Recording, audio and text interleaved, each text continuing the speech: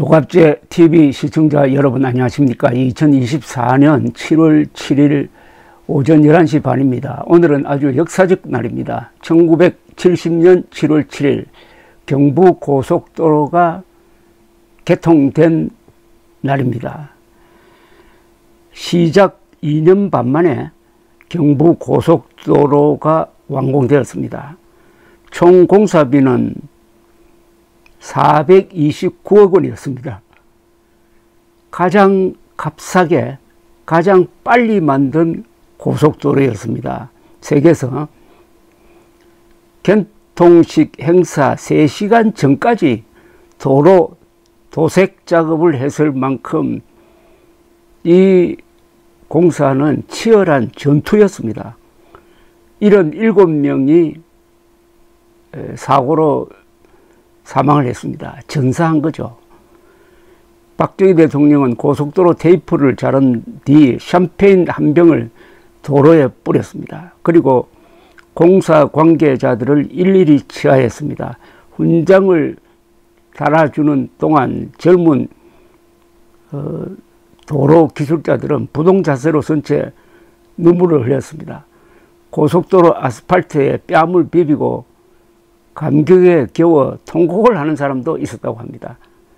대통령도 울었습니다. 한국인의 피와 땀과 집념으로 또 우리나라의 재원과 우리나라의 기술과 우리나라 사람의 힘으로 세계 고속도로 건설 역사상 가장 짧은 시간에 가장 싼 비용으로 역사의 길이 남을 길을 닦은 겁니다. 그해 12월 8일 대통령은 경부고속도로 정중간에 있는 주풍령고개에 기념문을 만들었습니다. 주풍령 휴게소에 가시면 구경할 수가 있습니다. 경부고속도로 준공기념탑과 위령탑이었습니다. 박 대통령은 기념탑 제막식에서 공사 중 유명을 달리한 70명의 넋을 기리며 서울 부산 간 고속도로는 조국 근대화의 길이며 국토 통일의 길이라는 비문을 새겨 넣었습니다. 기공식에서는 이 고속도로는 남에서 북쪽으로 뚫고 올라가는 고속도로다. 언젠가는 이 도로가 북한을 관통하게 될 것이다 라고 예언한 바가 있습니다. 그러나 당시에 반대도 많았습니다. 자동차도 별로 없는데 고속도로가 웬 말이냐. 놀러 다니는 사람한테나 좋은 일을 시키는 거지. 전 국민이 대대손손 빚에 허덕일 거다. 나라를 팔아먹는 매국노와 다를 게 없다. 돈 내고 길 다니라는 게 말이 되느냐. 사람은 못 다니고 자동차만 다닌다니 이거 차 안 가진 국민들을 차별하는 것 아니냐. 그 많은 돈을 들여 새 도로를 내놓으니 기존 도로를 보수하는 편이 합리적이다 등등. 당시에 야당과 언론이 주로 반대를 했는데 이 가장 강력하게 반대한 사람으로 꼽히는 사람이 신민당의 김대중 의원이었습니다. 김대중 의원은 1967년 12월 8일 국회 건설위원회에서 가뜩이나 모든 투자가 경상도로 집중되고 전라도에서는 푸대접 운운하는 이때 어찌 한쪽은 철도 복선이 있는 곳에 다시 고속도로를 건설하는 파행적 건설을 할 수 있는가라고 아주 비난을 했습니다. IBRD 보고서를 근거로 서울, 부산은 철도망과 국도, 지방도가 잘 갖춰져 있으므로 서울 강릉 고속도로를 먼저 건설해야 한다라고 주장을 했고, 김영삼 등 다른 야당 의원들도 반대 가세했습니다.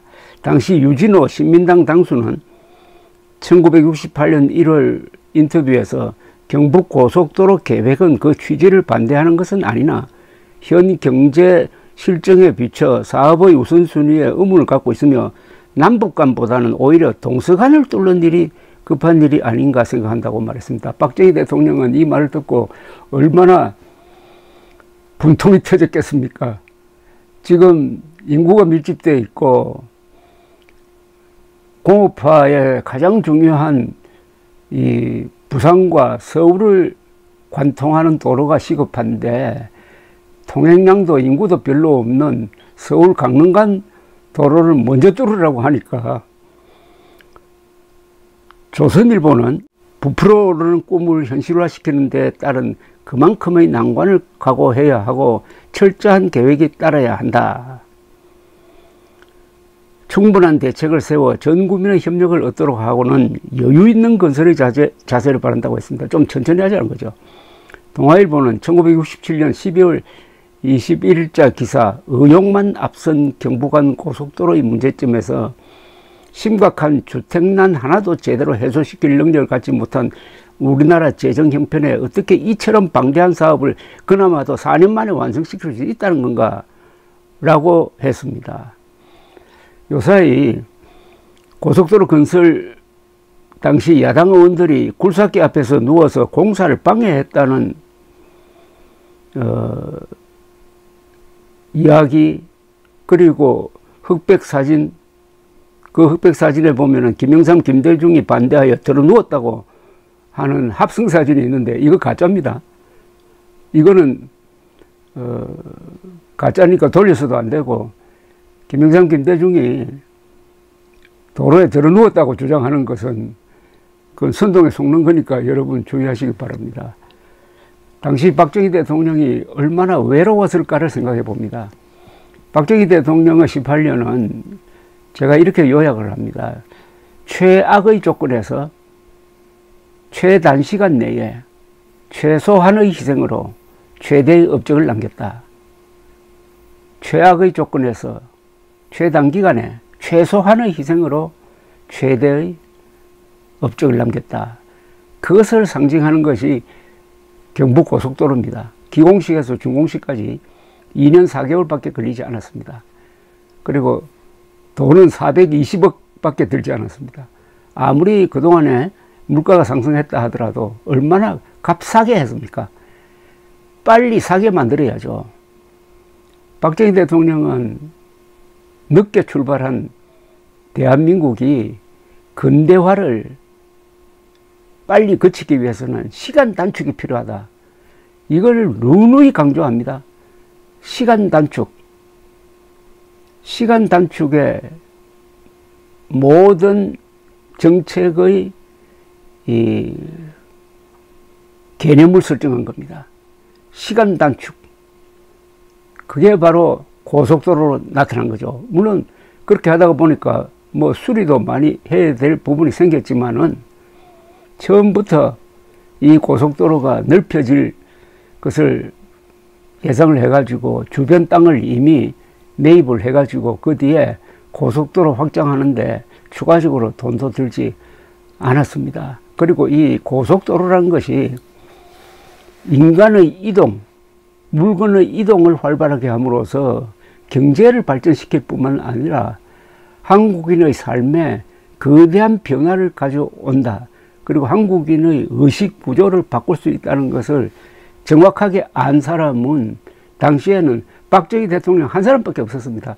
그 박정희 대통령과 김대중, 김영삼을 비교하면은 이건 뭐 교수와 어린아이의 차이 아닌가 하는 생각이 듭니다. 그래도 욕을 먹었으니까 박정희 대통령은 말년에 가면은 술 한잔 하면은 기자들 앞에서 내가 죽으면은 내 무덤에 침을 뱉으라 라고 말했던 것입니다. 박정희 대통령은 최악의 조건에서 최단기간 내에 최소한의 희생으로 최대의 업적을 남겼는데, 최소한의 희생이란 말은 18년 동안 단 한 사람도 정치적 목적으로 죽이지 않았습니다. 그리고 수많은 폭력 시위를 진압하는 과정에서 발포 명령을 단 한 사람도 발표 명령을 내리지 않아서 단 사람도 총에 맞아 죽은 사람이 없습니다. 이런 박정희야말로 진짜 노벨 평화상 감이죠. 1970년 7월 7일 고속도로 준공식장에서 박정희 대통령이 느꼈던 그 외로움을 이해하는 한국인들이 얼마나 있을까 하는 생각을 해봅니다. 이분이 당대에 외로웠지만은 역사 속에서 외롭게 만들면 안 되는 거죠. 감사합니다.